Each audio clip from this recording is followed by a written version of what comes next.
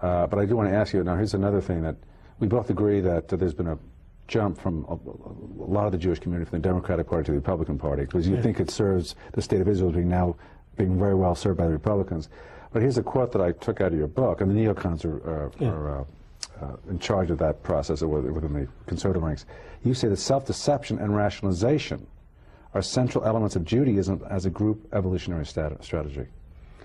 Well, yeah, it comes up at times, and other times it's not. I mean, I don't say that Jews are always self-deceived or always rationalizing, but I have a chapter in my books, Separation and Discontents, the one on anti-Semitism, just going over historically, looking at all the apologia, all the rationalizations. I mean, because Jews, you know, as a minority group, they've had to deal with Christian ideology. You know, certainly within Christian theology, Jews had a certain subservient role to play. Well, you have to get around that. You have to have rationalize your particular theology.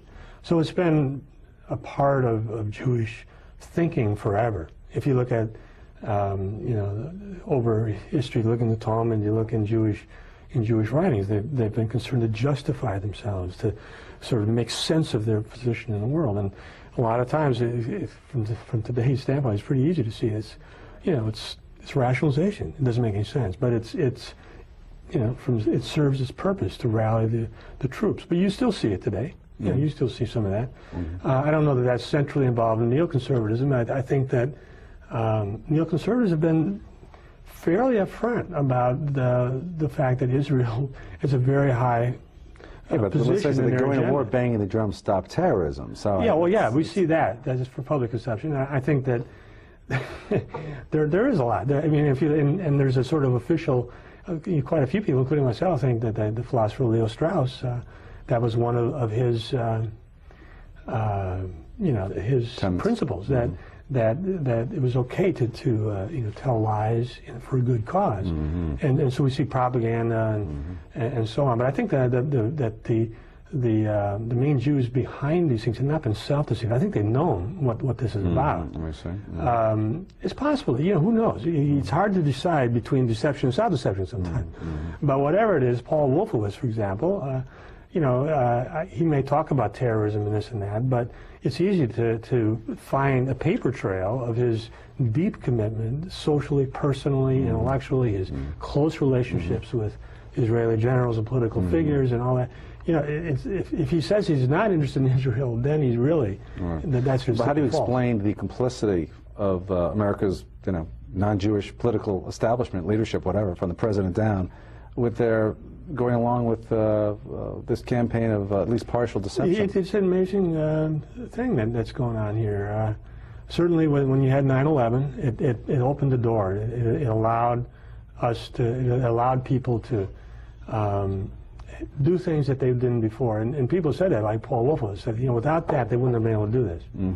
But you've had, and I think you have to look at some certain non-Jews. In this case, Dick Cheney. I mean, he's critically important to the success of the neocon thing. Without him, I don't think it would happen. And he was involved in staffing the Pentagon, say. So the reason you got not only Rumsfeld, who also is not Jewish, but you got Wolfowitz, Pearl, Feith, all these other guys. Well, Pearl's not, but the point is that these were the guys who staffed the lower levels and produced this war mentality. like many people, I don't think George Bush is really, in charge of his own administration. When it comes to this thing, I think that he's been pushed in this direction by Cheney. And so one of the things about the Jewish intellectual movement, another trait, is that they have always had non-Jews recruited. If you look at the left, they've always recruited non-Jews. I have a little footnote in my chapter on the left where I was recruited when I was a student to give a talk about how, why someone from a small town in Wisconsin would become a political radical. But it was obvious I was very different from the rest of them. I wasn't Jewish. I was, But and if you look at psychoanalysis, you have people like Ernst Jones. If you look at Wozniak, he was the Gentile face on psychoanalysis. Yeah, he was the Gentile face.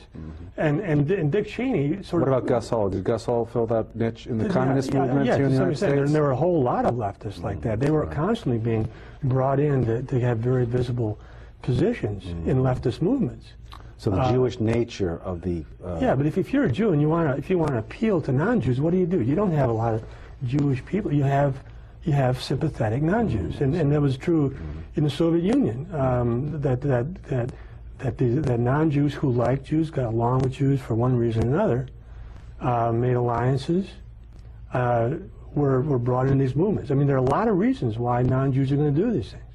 You know, ranging from deeply held personal beliefs to, you know, it's certainly good for their career. I mean, you think about someone, if you get into this neoconservative group, you know, you're going to have major outlets in the media.